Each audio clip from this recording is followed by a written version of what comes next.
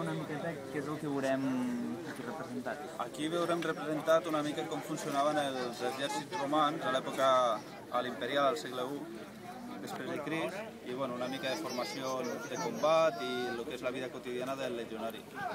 Bàsicament l'entrenament i les costums d'aquella època.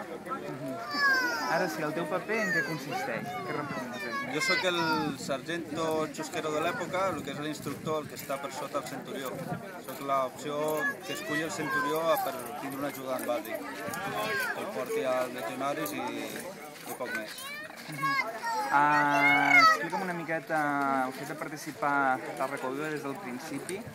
Com ho dius? Tàrraco Viva per nosaltres és la sortida o l'actuació més important que tenim a la temporada. Bàsicament a nivell europeu és el més alt i per nosaltres és un plaer i tot un orgull estar aquí a Tàrraco Viva. Doncs jo aquí tinguem. Hòstia, que bé.